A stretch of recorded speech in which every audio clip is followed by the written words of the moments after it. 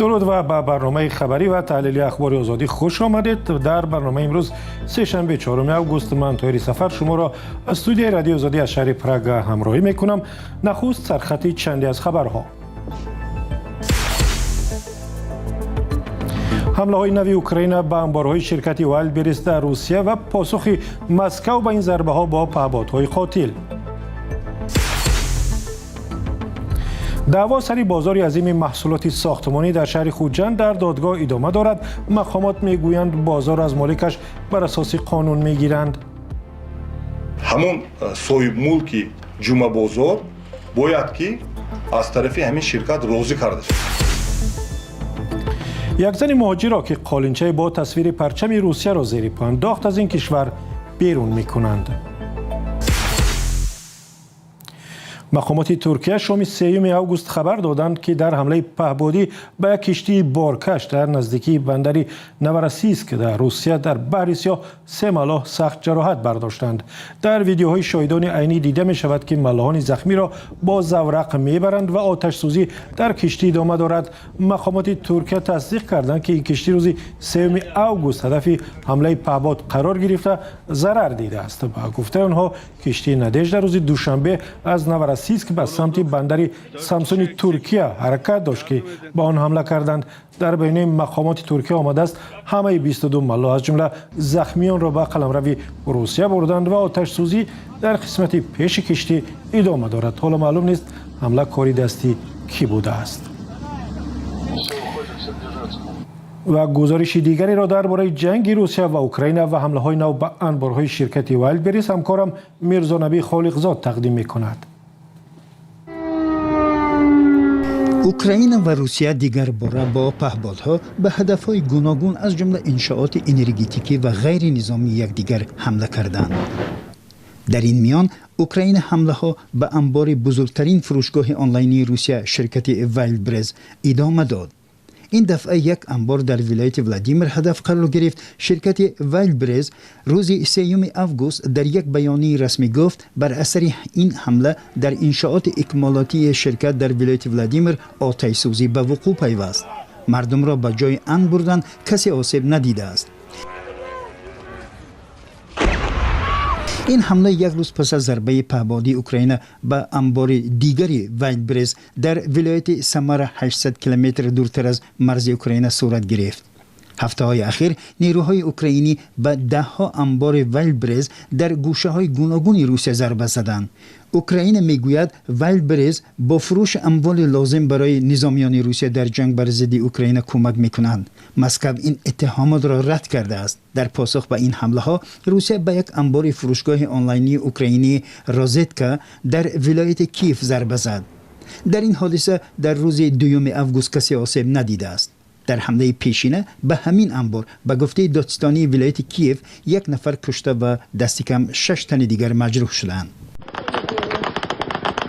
مقامات روسیه گفتند که بر اثر حمله پهپادی اوکراین در جای شنا و استراحتی مردم در ساحل بحر سیاه 7 نفر از جمله 3 کودک کشته شدند. به گفته سرگئی اکسنوف رهبر دست نشانده روسیه در نیم جزیره کریم که مسکو آن را در سال 2014 به قلمروش همراه کرد، در حمله های شبانه اوکراین به اینجا 4 نفر جان باختند.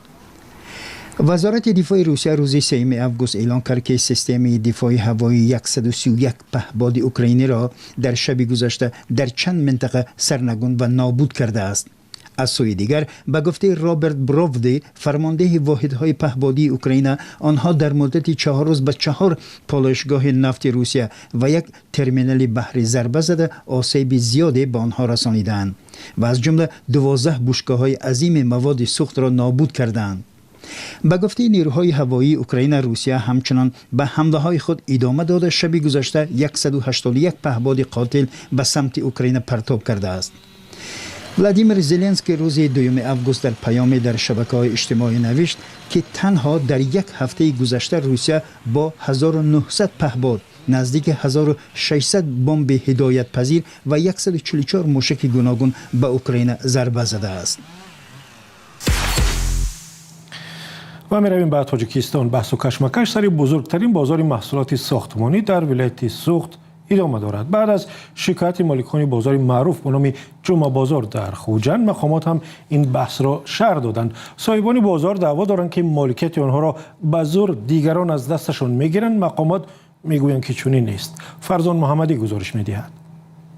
باز یک بار دیگر میگم که صاحب ملک یگان خیل از اینجا زیان نمیکشد. شرحی نخستین رسمی درباره جمعه بازار خوجند. کلانترین بازار مسائل ساختمانی در کنار دریای سیر که از مکانهای سرخریدار است و سبب دعوای چند شرکت و صاحبکار گشته است. مالکان حاضره جمعه بازار روز 29 ایول در صحبت با رادیو آزادی ادعا کردند که ملک آنها با راه به گفتهشان غصب ریدری به دست کسان دیگر میگذرد. مقامات در خوجند آن را همچون دارایی شرکت اسریما حجت کردند. شرکتی که بنا به چند حجت یافت شده در منبع‌های باز به بنیاد بلندآشانه‌ها در دوشنبه مشغول است، ولی درباره‌اش اطلاع کافی در دست نیست. فردوس شریفزاده رئیس شهر خوجند آخر هفته گذشته در یک نشست مطبوعاتی دلیل چنین تصمیمش را شرح داد. ما یک شرکتی با نفوذی از پایتخت کشور که امروز لایحه‌های خوب دارد مراجعت کرد. شورای شهرسازی هم شهری هم ولایتی را گذاشت. موافق نقشه گنرالی که هست لایحه پیشنهاد کرد. ما قراره که وقتی که دادیم در قرار ما نوشتگی که او باید عهدهدار شود که پیش از همه خیلی که من همونجا صاحب ملک گفتگی یکنون 2000 جای کاری هستن. اونجا ما عهدهدار کرده که باید که مؤسسه تحصیلات میانه سازد، مؤسسه تا مکتبی سازد و تمام همون بینایی که هست حدودش مرکزهای سودای بزرگ میشه، مرکزهای سودای بزرگی زمانوی میشه و همون صاحب ملکی جمعه بازار باید که از طرف همین شرکت راضی کرده شود. قرار شهرداری خوجند درباره به اختیار شرکت اسریما گذاشتن جمعه بازار 21 ایول امسال صادر شده است. بر پایه آن حقوق استفاده زمین برای صاحب ملک واقعی قطع گردیده آن برای احتیاجات دولتی یا جمعیتی گرفته می شود. در ادامه قرار آمده است که در اینجا برای ساختن 6 بینای 22 آشیانه و 14 بینای 24 آشیانه به شرکت اسریما اجازه داده شده است. شهرداری خوجند به خبرنگاران گفت این مسئله اول از چند زینه گذشت و سپس به قرار صادر گشت. من این موضوع جمعه بازار صاحب حاضره جمعه بازار مؤسس شرکت وحدت امینجان جورایف میگوید این بازار را در سال 2010 از اتفاق تاجیک مطلوبات خریده است و آن اطراف 8 هکتار زمین را در بر میگیرد. تصمیم بنیاد بلندآشانه‌ها در منطقه جمعه بازار از سوی شرکت اسریما در حالی است که خود مالکان بازار از سال 2017 در اطراف آن به بنیاد خانه‌های بلندآشانه استقامتی مشغولند و برای ادامه این اقدام سندهای ابتدایی را به دست آوردند. عیناً این لایحه ما هم همین قرار عیناً من همین 22 تا خانه‌های استقامتی 24 آشیانه 6 تا 22 آشیانه باغچه بچگانه این طرف من اینجا مکتب تحصیلاتی عمومی از بین راه دو طرف راهی از دو طرف میآمدگی راه عیناً همین لایحه عیناً همون قرار رئیس شهر چه داده شد ما همین لایحه ترتیب دادگی و جدیمی اصلی ما هم همین لایحه ما حیران میشم اوجا گفتگی میبهای یا فکری بهای همین خیلی خبرنگاری رادیو آزادی به نمایندگی شرکت اسریما در خوجند مراجعت کرد ولی آنها از دادن همه گونه جزئیات خودداری کرده گفتند اداره اساسی شرکت در دوشنبه قرار دارد. دادگاه اقتصادی ولایت سوخت با دعوای امینجان جورایف همه گونه عملیات را وابسته به جمعه بازار باز داشته است. انتظار می رود بررسی این قضیه به زودی در دادگاه شروع شود. وقتهای آخر پرونده های دعوای زمین و مالکیت و هم رقابت های ناسالم در بین بیناکاران بلندآشانه ها در مرکز ولایت سوخت به اوج رسیدند. فرزان محمدی، رادیو آزادی، شهر خوجند. یک شهروند ازبکستان را که عملکردش بحث زیادی را در جامعه روسیه برانگیخت به دادگاهش اخراج میکنند. سیورا موسویو به آن متهم است که قالینچه با تصویری پرچم روسیه را زیر پای انداخته است. نوار مقامات قدرتی روسیه را درباره بازداشت سیور موسوی و صحیفه گروه از مهاجرستیزان در روسیه با نام مونگناتسیونال در تلگرام نشر کرد. بنا به گزارش‌ها مسئله باز کردن پرونده جنایی به ضد شهروند ازبکستان بررسی می شود. شاید او را به بی‌حرمتی نسبت بر رمزهای دولتی روسیه متهم کنند. در آژانس مهاجرتی ازبکستان گفتند که برای سیور موسوی و بلیط هواپیما خریدند و او باید روز 6 آگوست به ازبکستان برگردد. در 6 ماه اول امسال از ولایت نیژگورود روسیه زیاده از 1000 کارگر خارجی را بیرون کردند. بازم برمیگردیم به تاجیکستان. صرف نظر از تغییر قانون‌ها، اصلاحات و سخت‌تر کردن جزا برای تنبیه و کودک آزاری، هزاران نورس و طفل در تاجیکستان با خطرهای جدی چون ظلم و زدن، ازدواج برمحل روبرو هستند. گزارش حکومت تاجیکستان و هم گزارش سازمان‌های حامی حقوق به سازمان ملل در این باره بیانگری یک واقعیتی تلخ است. قرار است این دو گزارش در کمیته حقوق کودکان سازمان ملل در شهر ژنو ماه آینده بررسی شوند. همکارم کیومرث سیاتا هر دو گزارش را مطالعه کرد و برای ما و شما هم خلاصه کرد. پیش از برنامه از اول درباره جزئیات این گزارش ها پرسیدم. بله طاهر، ده‌ها سازمان غیر حکومتی تاجیکستان از جمله سازمان‌های تشبثی حقوقی و غمخواری همراه با حکومت گزارش‌های خود را به کمیته حقوق کودکان سازمان ملل پیشنهاد کردند. گزارشی که وضع حقوق کودکان را از سال 2017 تا سال 2024 فرا می‌گیرد نشان می‌دهد که مشکلات مهم کودکان در کشور نه تنها حل نشدند بلکه در بعضی موارد تمایل نگران کننده گرفتند، از جمله ازدواج نابالغان.